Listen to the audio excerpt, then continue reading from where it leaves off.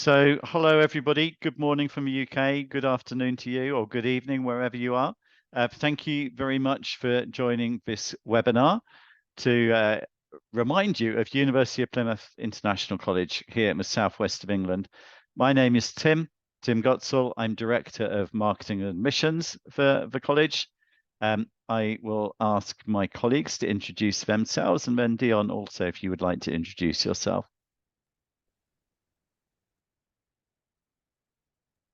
Thanks, Tim.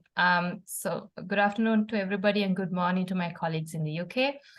Thank you for taking the time to participate and to join us at this session to learn more about UPIC UK as we grow our recruitments to the UK from Sri Lanka. Most of you might already know me. My name is Dion Gregory and I'm the Regional Manager for Navitas based in Sri Lanka. I would like to give it over to Toby to introduce himself. Morning all from Britain's Ocean City, UPIC. My name is Toby Joseph Johnson. I'm the Student Experience Manager here at the college.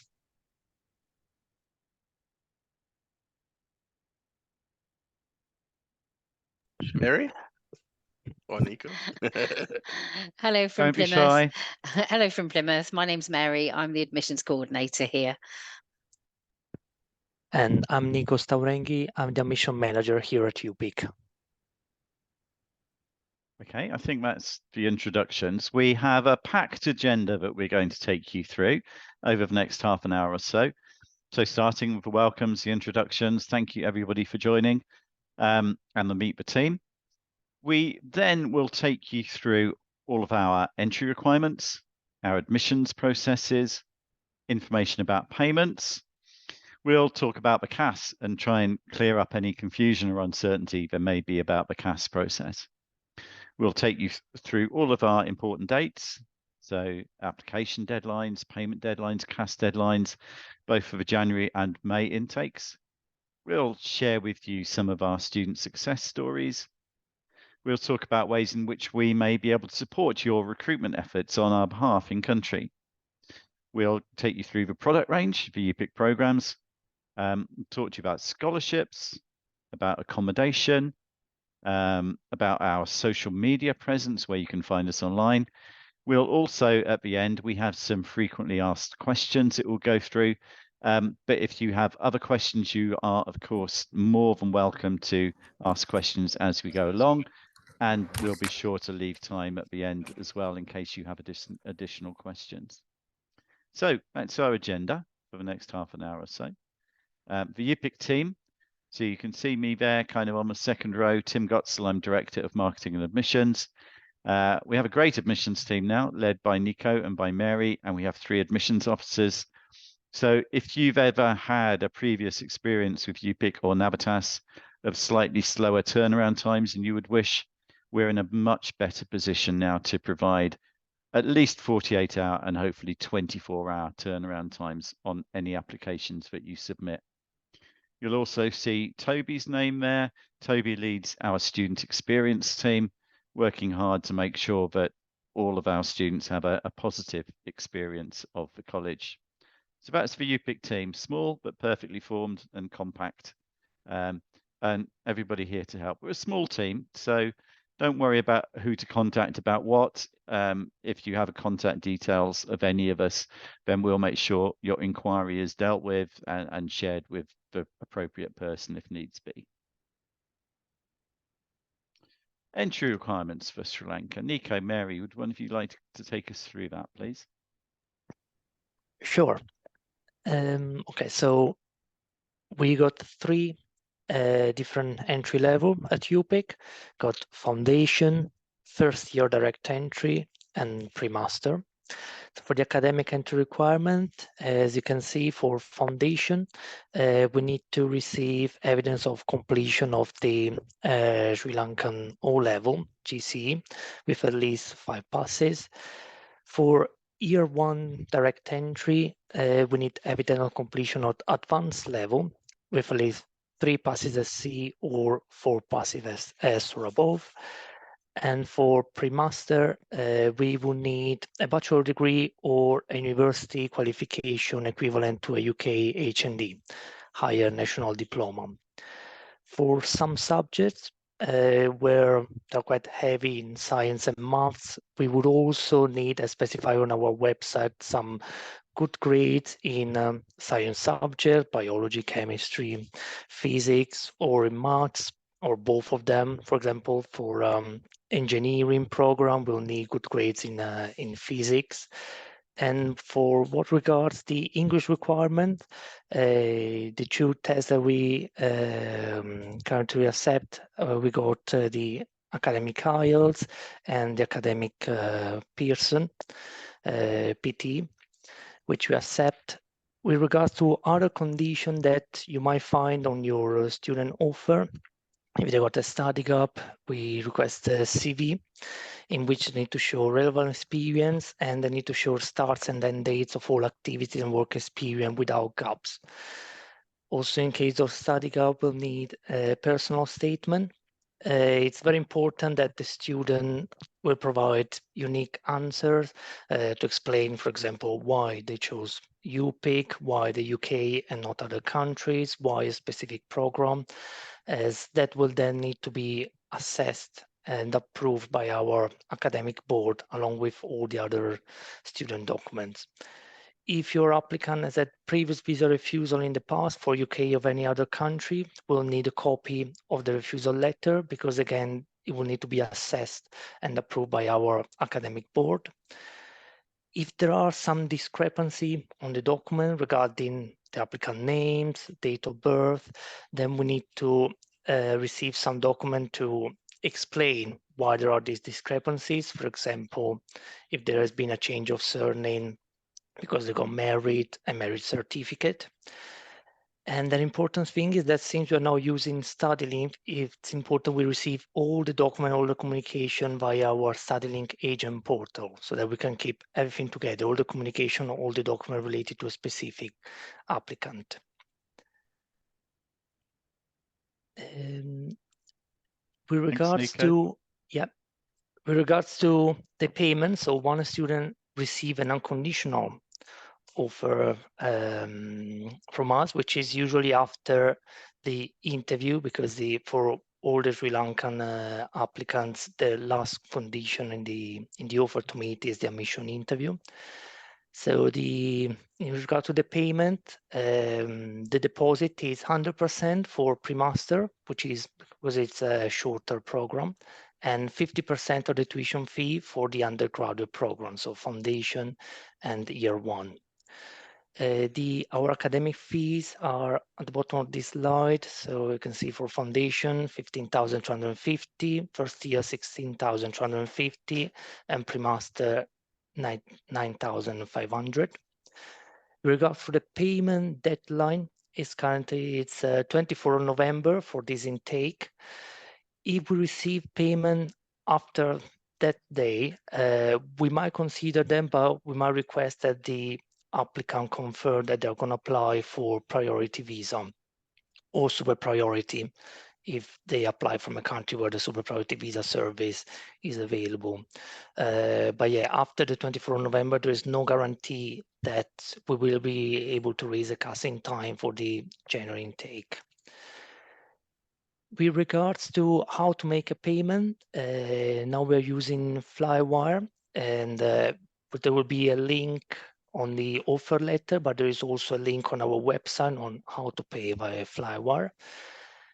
If the student want to take out our insurance, which is called NumInsure, the current fee is £380, and it needs to be paid before the CAS is raised, because it needs to be paid before the student actually travel to the UK. So we cannot accept any insurance payment after the CAS is raised. So the best thing would be to pay deposit and NumInsure at the same time. With regard to commission or the payment plan, Toby, would you like to say something about when the next payment is due when the student is here? Yeah, so when the student is here, the next payments, if they start in January, the next payments will be due in March for the next for the next semester after that. Understandably, when your students pay the deposit, it's 50% of the whole academic year's fee for undergrad students. Pre-masters, you don't have to worry so much about that. But the next payment installment is due in March. If you start in May, the next payment will be due in July. If you start in September, the next payment is due in November. And that's also corresponds with the commission dates as well. Thank you, Toby. Okay, thank you both. So Mary knows how to demystify the CAS process, don't you? You know everything about it, inside out, back to front.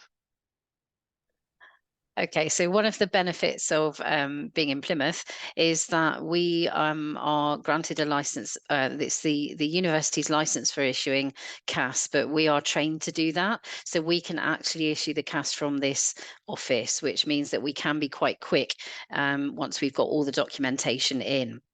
So in order to work towards the CAS, we need to make sure that we get the acceptance form and the provisional CAS details, which are on the unconditional offer letter.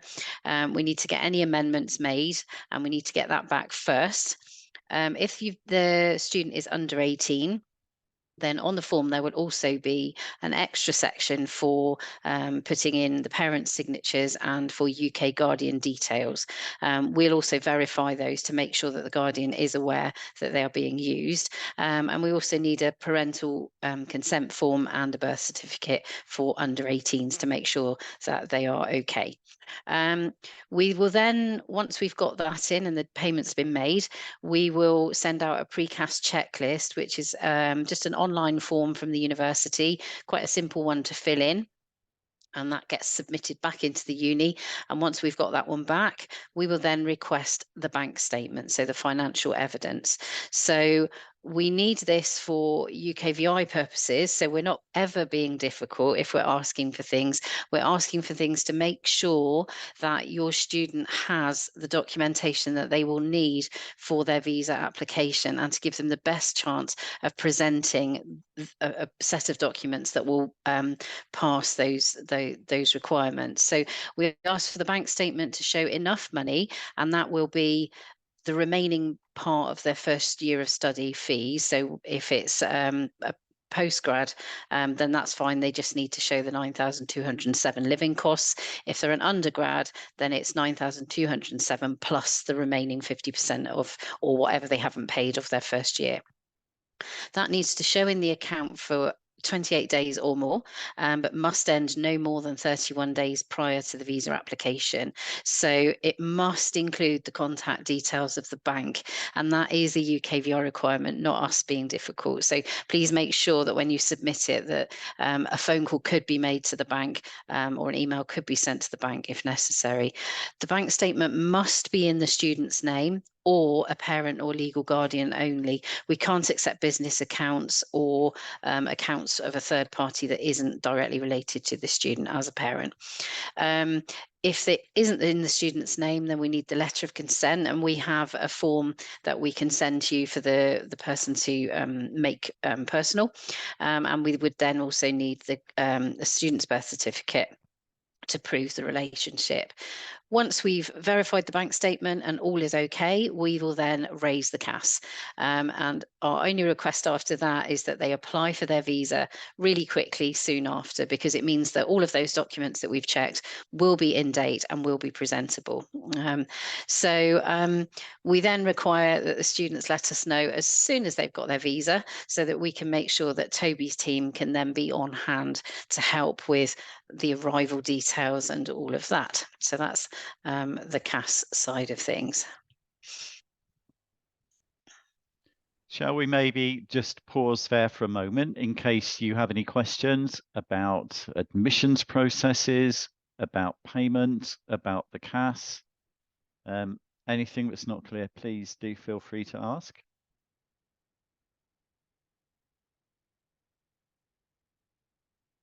Nico, Mary, you must have done a brilliant explanation.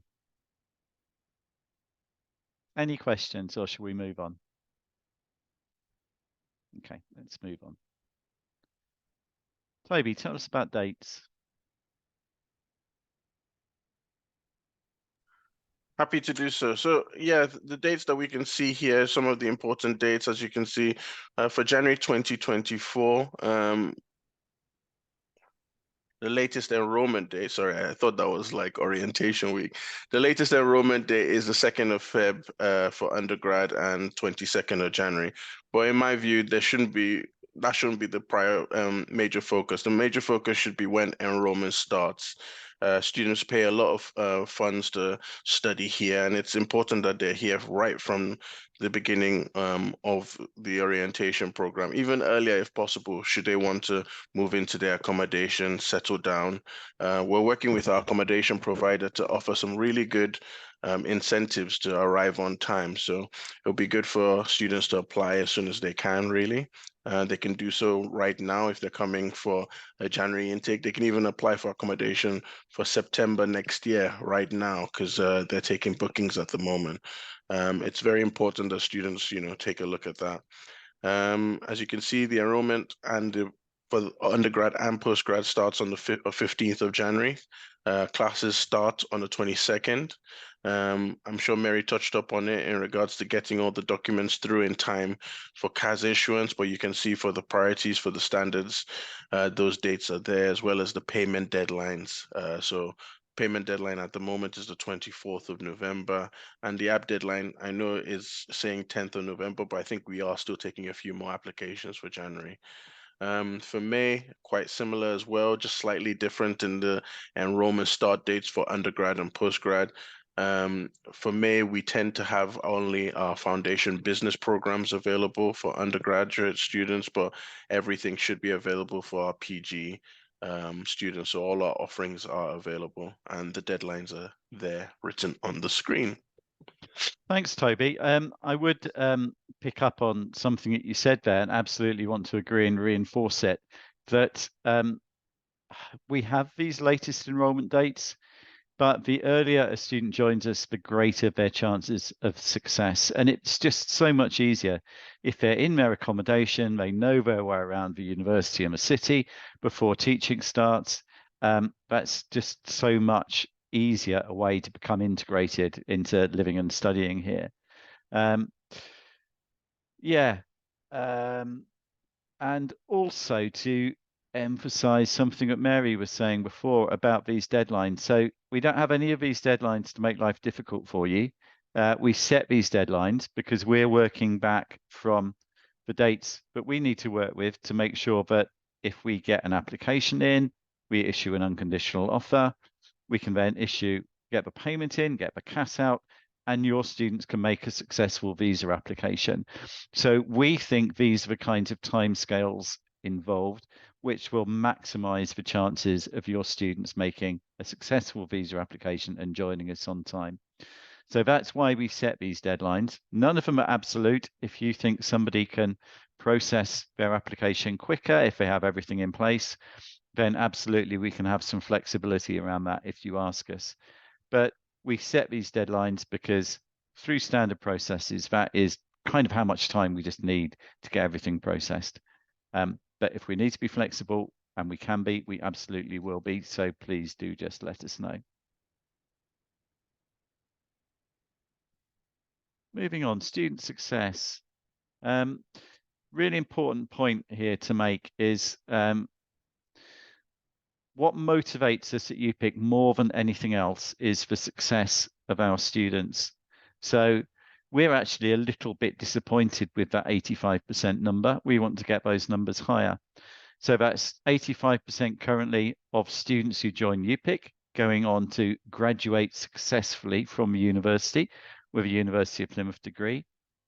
85% of students who join UPIC for a foundation program complete that successfully and go on to the university. So we respect that people don't particularly want to do a foundation program. They may need to, but their ultimate aim is to graduate successfully from a university. So that is our absolute focus, is supporting students in progressing successfully into and through the university and becoming University of Plymouth graduates. So we don't want your students and your parents coming back to you complaining in a year or two because their son or daughter failed and had to return home. our absolute priority is making sure that they pass, that they succeed, and they become Plymouth graduates. I'm sure you will work with other providers. To be honest, that won't be the case of all other providers. But for us, student success absolutely is the key focus. And we can show that we add value for our students. So our students have equivalent module outcomes, grades, as home, European, and other overseas students now. So those are students who join the university directly. Our UPIC students also achieve as many first class and upper second class degrees as international students who join the university directly. So that means if students are joining UPIC with lower grades or from a lower level of study, they are now equally successful as international students who join the university directly. So we can show there with data, we are properly adding value to our students to maximize their chances of success. Toby, anything from a student experience point of view you'd like to add around the student success? Nothing extra. I think you've touched upon most things. Obviously, like we said, with the important dates, it's very important that students get the most value from their ability to study here. And it's, it's a different environment, different, method of learning. Most of the students who have gone on to be really successful, ask those questions and, really engage with our tutors and the resources available to them at the university and go on to achieve really good grades. So, we're one of the few colleges that have a very, very good relationship with our partner university. So it's quite nice that we're able to follow a student's journey right from when they start their foundation to progressing to the first year and second year at the university. And we like to celebrate our student success, don't we? So we had an award ceremony the other afternoon. Yes, we did, which was very well received from the students, highest achieving students in the class. And I think when you move slides, actually, we go on to talk about our progression scholarship as well, don't we? Oh, okay, after the marketing efforts. Let's But we go too forward. No, we're going to have to pick that up later, aren't we? Yeah, we'll touch upon it a bit later. Okay, so student success, absolute priority for us. In terms of marketing efforts, there's lots that we can do to help. We have brochures. You can have those in paper form or PDF form. We've just published with Emma last week a new promotional video that's 2.5 minutes long, but also exists in smaller chunks that you can use, which are kind of TikTok and Instagram friendly. We can do flyers on demand. We have pre-departure webinars to which we invite all of our students. So if there is anything at all you think we can usefully do to support your marketing efforts, then please do reach out and let us know. I mean, our programs, you may be familiar with a lot of this, and a lot of this is offered in other colleges, but there are some things here which are truly unique to UPIC. So we are in Plymouth, we're a coastal university, and the university is ranked in the top 5 in the world for all things marine and maritime. That's teaching and research. So we genuinely are a university of global excellence in all things marine and maritime. So that stands out. We also have a Health and Human Sciences Foundation program, which leads on to degrees in nursing and also in degrees related to other health professions. So that's quite unusual. That's not something that's found in every other college. Yeah, but a very wide range, all kinds of things, from art, design, and architecture. For architecture, for example, some of your students may be concerned about having to provide a portfolio. We actually have no portfolio requirement for admission to our architecture program. So that makes things more straightforward in that sense. What else can we pick off that list? Engineering and robotics. Robotics has been a real research strength of the university as well in recent years. I guess the important number to remember would be the number 3. So we have programs at 3 different levels of study. That's foundation, first year and pre-masters. And we have 3 intakes during the year. In September, when all of our programs are available, in January, when most of our programs are available, and in May, which is mostly our pre-masters intake for the September start masters. A couple of other things to note. The Health and Human Sciences Foundation program is the only one of our foundation programs which is a 3-semester program. The others are all 2-semester. We also, for that program, require a faculty interview. So that's an interview by a member of the university's academic staff. And then finally, as I'm sure you all already know, but UK government policy has changed, and postgraduate students can no longer bring their dependents when they come to study in the UK from January of next year. So that's the programs. I'll pause again in case there are any questions on any of the programs or anything else that we've talked about so far. Dion, anything you'd like to add? Do you think there's anything we've missed? All good, Tim. Thanks. Okay. Any questions, anybody? Shall I move on?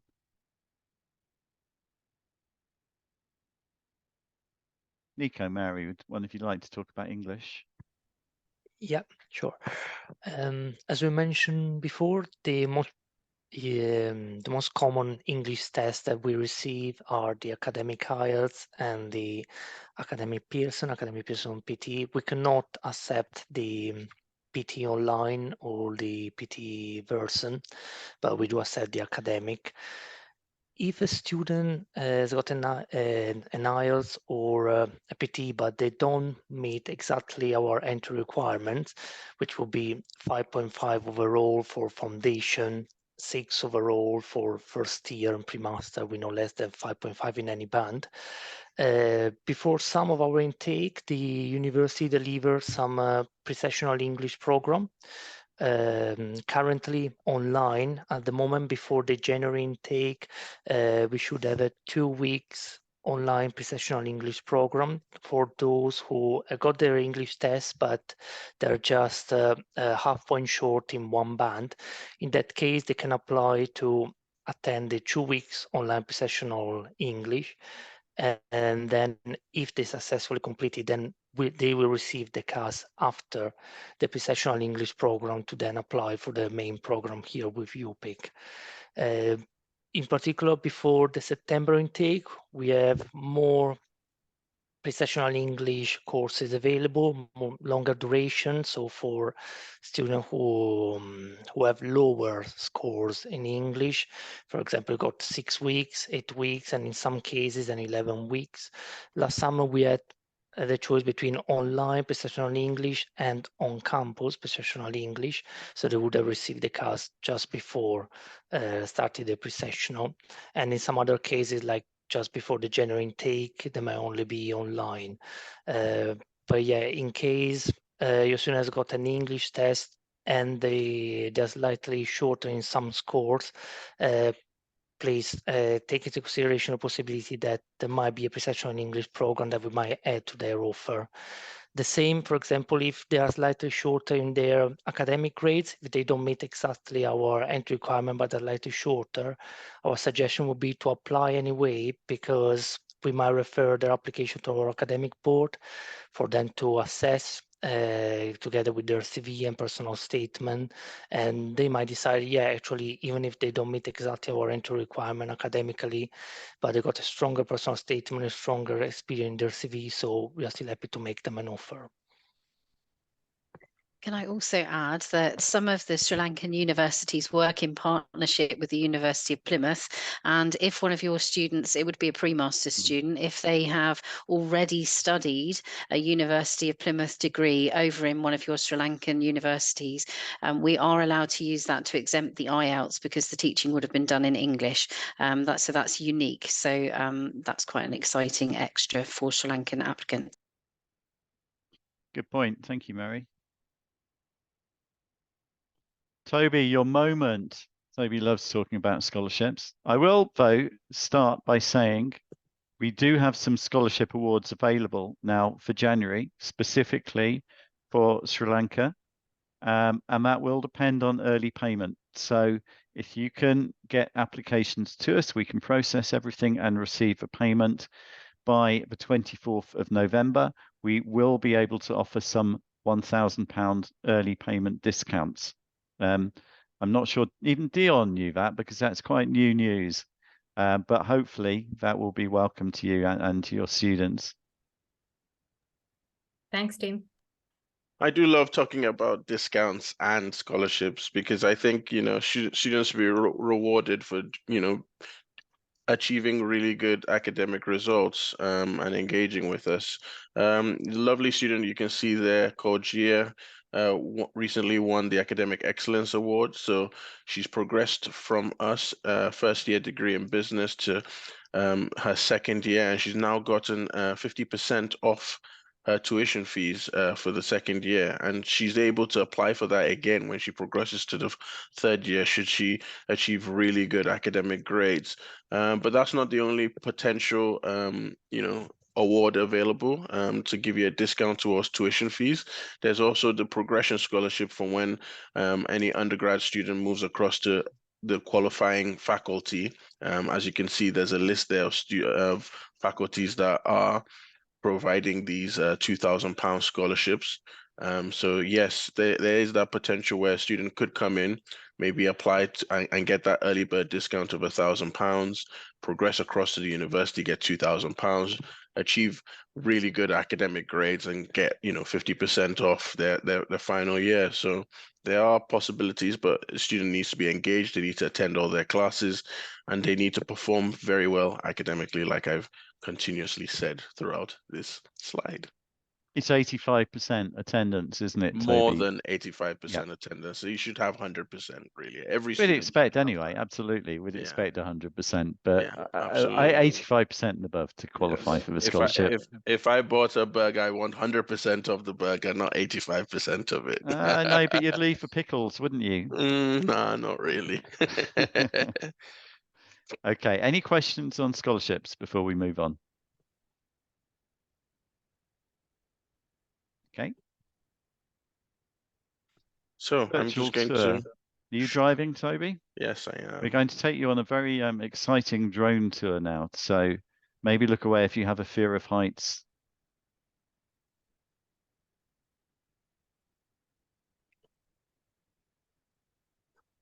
So what we're going to do is take you on a virtual tour.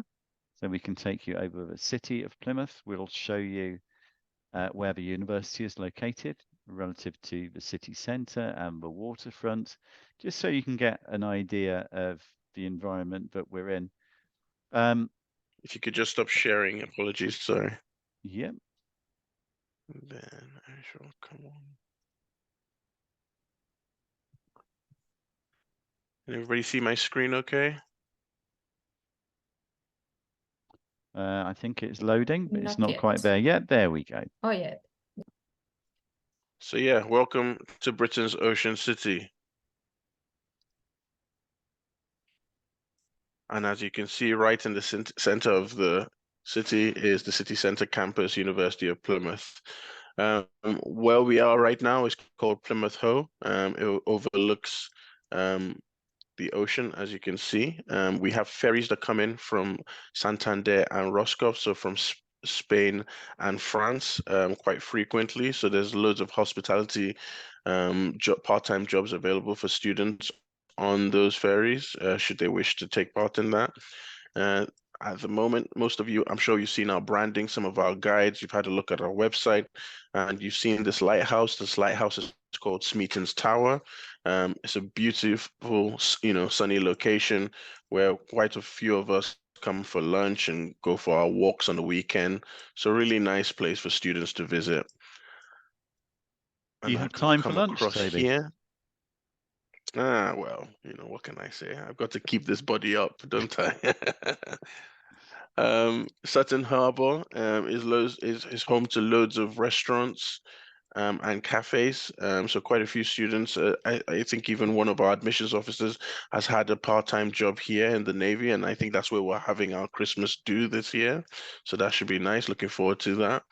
It's a really nice location in the sense that it's very central. As you can see, between the Ho, we have the Barbican here, and we've got the university. So everything is quite within a walking distance.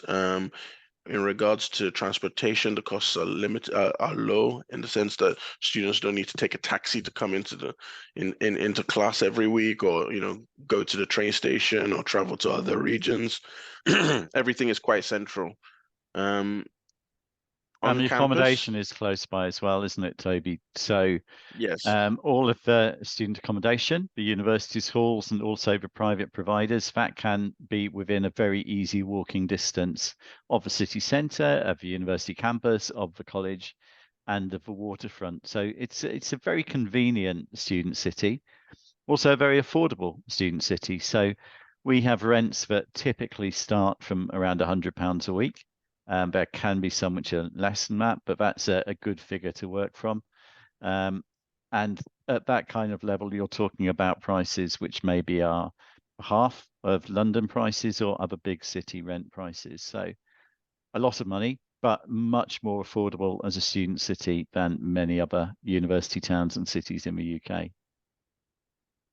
That's correct. And as you can see right now, we are right opposite the train station itself, and home to one of our new buildings called the ICP building. I've never seen the video clip here. So this is a new building that has opened as of September this year. I don't know whether you can see the video I'm about to play. If it comes up, I think it's loading. I think we're getting there slowly, aren't we? So this building is the Health and Human Science building with all state-of-the-art facilities for all of the health programs. They've got virtual tables where they're very impressive. We went for a look around. They've got tables where it's kind of a live cadaver in terms of being able to interact with parts of the human body, etc., and find out all sorts of information.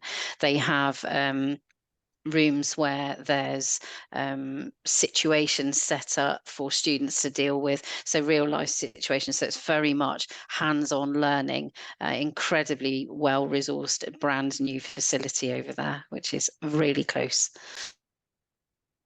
Yeah, so it's our new faculty of health, well resourced, and funny enough, right opposite the college where the four of us are right now. So we're in this little building over here. This is the International College. Right across from the train station, in the middle, you got the Faculty of Health. So you can just get a feeling of how central everything is, and close by. There's student accommodation over here on the corner. There's a hotel should the students arrive outside of working hours on the weekends, then they can come right across to the college, get enrolled, move into their accommodation. So everything is quite central. At the moment, we're on top of the campus right now. So all the buildings that are in red are campus facilities. Not to worry, students aren't going to study all the way down here necessarily, but they might have like excursions or days out to those various destinations, depending on what program they're studying. Tim mentioned about the value accommodation we have. Some of the halls are here, and like we can take a look in and see what the accommodation is like. So you got the desk, the bed, toilet facilities. In some of them, you have obviously you have kitchens, but in some halls you have your own ensuite accommodation. So you got your bathroom in your room, which is ideal for people who would like to share toilet facilities. So yeah, quite a lot of options available. We do recommend Clever Student Lets, which is our approved accommodation provider, but students are completely free to sort accommodation in and around Plymouth. The only thing we'd say, and one of the reasons why we recommend Clever Student Lets, is the fact that students can get accommodation suited to their study period. So if they're studying for a 1 semester or 2 semester program, they're available to move into that accommodation just for the 4 months for the length of their study, as opposed to a 50-week contract, which is quite standard. So this is an accommodation with a bathroom inside, and this is central on campus. And obviously we've got the student society with over 300 clubs and societies, and students are, you know, are able to form their own society should they wish to. Anybody from Sri Lanka can come over and create a society themselves. We've had very good representation from the college at the Students' Union as well. Every academic year, there's a new sabbatical officer. I think there's 4 in total. And in the past, we've had student presidents, we've had vice presidents, and, from going from a college to from a college cohort of up to 250 students into the big ocean that is 30,000 university students at one go, and then being elected to such a high role, it just goes to show that, we are in touch and we've got a really good relationship with the university. So from a student success point of view, it's really positive.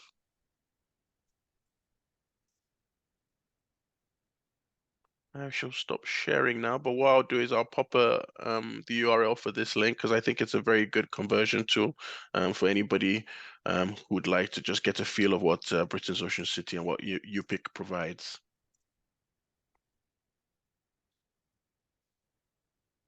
It's great. Thank you very much, Toby. Can you see my screen again now? Yes, thanks, Tim. Okay, I can't actually. How am I going to do this? Right, let's go to there. Bear with me, everybody. Slight technical difficulty. There we go. So a bit more about accommodation. As we touched on before in the virtual tour, all of the accommodation is very conveniently located, just 5 or 10 minutes walk from the college and the campus. It's almost all en suite. That means students have their own bathrooms. Prices start from around £100 a week, so very competitive pricing compared with many university cities in the UK. As Toby mentioned, we also work with a local accommodation provider called Clever Student Lets. If students want to use Clever, then the advantages are that there can be different length of contract, so they're very flexible on contract start and end dates for accommodation.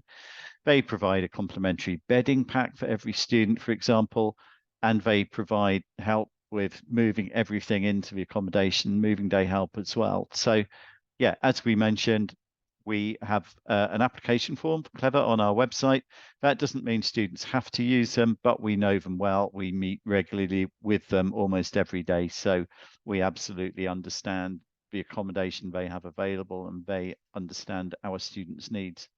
But accommodation is a big strength of Plymouth as a student city. The demand has risen a lot in the last few years for both the college and the university, so it's a little bit more competitive than it used to be, but we do still compare well on availability and price of accommodation compared with many university towns and cities in the UK. I think we've already touched on Clever Student Lets, so let's move on from there as well. Social media channels. We try to be very active on social media to keep all of our students informed and engaged, current prospective students. As I mentioned before, we have a YouTube channel, so we'll post this video on there as well as sharing the link with you directly. And there's lots of other information, other videos on the YouTube channel. We post almost daily on Instagram, on Facebook, on X or Twitter as it was. Yeah, loads going on social media, and we try to engage our students in that as well. LinkedIn page too for the college. Oh, want a bit of role play for the team here. Who wants to be the question master today? What we have here is some frequently asked questions. So we absolutely, as I said at the start, we'll give you time to ask questions, but we find these half a dozen or so questions are things that we are often asked. So we'll just go through those and rehearse the answers. Mary, is there an option to study online? Unfortunately not. All of our programs are studied face-to-face on the college campus. The only side to that would be if your student got onto an online pre-sessional course, which would be in advance. But other than that, all courses are online. There's no option to online enroll to any courses and access any study unless they're face-to-face at the college. Thanks, Mary. Nico, what if a student has a study gap? Yes, so if your applicant has a study gap, please apply anyway, because we usually request to send also the CV to explain what they've been doing since they finished their last studies, and the personal statement to explain why they want to return to studies now. But please do apply, and in case the study gap is 8 years or more, it will be sent to our academic board for their assessment, because their approval is required in case it's 8 years or more study gap. But yeah, we will always consider application with study gap. Thank you, Nico. Tim, can students book accommodation outside Plymouth? Let's see what Tim has to say about this. Yes, you can book accommodation outside Plymouth, but the important thing to remember is that you have to live within easy daily travelling distance of the college and of Plymouth. So the earliest classes will start at 9 o'clock. So you have to live somewhere, your students have to live somewhere where they can travel into the college by 9 o'clock every day. There will be classes that finish as late as 5 o'clock. So the accommodation has to be somewhere where you can comfortably travel back after 5 o'clock. So it's not an absolute that the accommodation must be in Plymouth, but it must be within easy daily commuting distance. It cannot be at the other end of the country. We have had a few kind of misunderstandings around that, but yes, all of our classes are on campus and students have to live within travelling distance to be able to attend. Toby, do students have to attend class every day? Absolutely. I would say not necessarily class, but the university every day. Their timetables may give them free periods maybe on a Wednesday, because those are more sports orientated days, but students should be using the facilities on campus every day. Studies are not just, when the classes are on, they need to do a lot of self-study whilst you're doing undergrad or postgraduate degrees. Yeah, we generally say to students, think about it as a kind of a full-time job. So you won't have classes. There won't be classes all day, every day between 9 and 5, but there will be that requirement for independent study as well. So think about it as a full-time job for studies, but there are opportunities for part-time work as well. So you can work, students can work for up to 20 hours per week during term time and more hours in the holidays. So a lot of our students do combine study and paid work, and it is possible to do that within the terms of a student visa. And then finally, Toby, can students pay their fees in installments? Yes, you can. You can pay your fees in installments up until the deadline date. So, like I said earlier, if you're joining us in January, the fees are due in March, so you can make installments up until that deadline in March. If you're joining in May, your deadline is in July, so you can make payments up until July. And if you're joining in September, you can make payments up until November, when your next semester fees are due. Okay, so that's all of our FAQs, frequently asked questions. It's over to you now to ask any other questions that you may have. While you're thinking of questions, just to say again, thank you very much for joining today. We'll share the slides and the video after the session has ended, and do stay in touch. But yeah, for now, are there any other questions at all that we can help you with?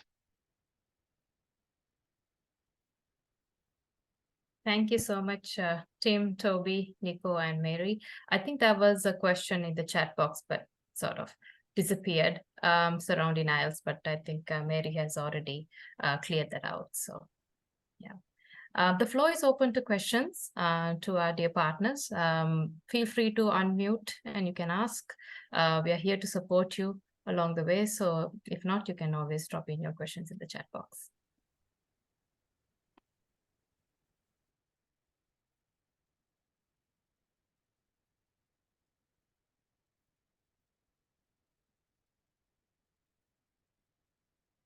Okay, colleagues, do you think there's anything else we can usefully add? Anything we've forgotten? Nope. Okay. Tim, Yes, please, can I Dion. ask, do you have any sort of flyer or maybe social media artwork tiles that we could share with our partners that they could probably post up on their social media pages? Absolutely. So if we speak with Amber, our marketing and student recruitment coordinator, Right. and get an idea of what you would like, what would be most useful, we'd be very happy to provide that. Okay, sounds good. Thank you so much. Okay, so if there are no more questions, maybe we leave it there. I said it would be about half an hour. It's been more like an hour. So thank you very much, everybody, for your time and for your attention. Thank you, UPIC colleagues, for your inputs. Greatly appreciated. And Dion, thank you very much for being there and all your help and support for us and Anytime. for our agents. Greatly appreciated. Oh, we have a couple more messages in the chat, but they're from Toby. Okay. Okay, let's wrap it up then. Thank you. Thank you very much, everybody. Thank you for your time, your attention, and see you soon, I hope. Thank you. Bye. Bye. Thank you, Thank everyone. you. Bye-bye. Bye-bye. Take care. Bye.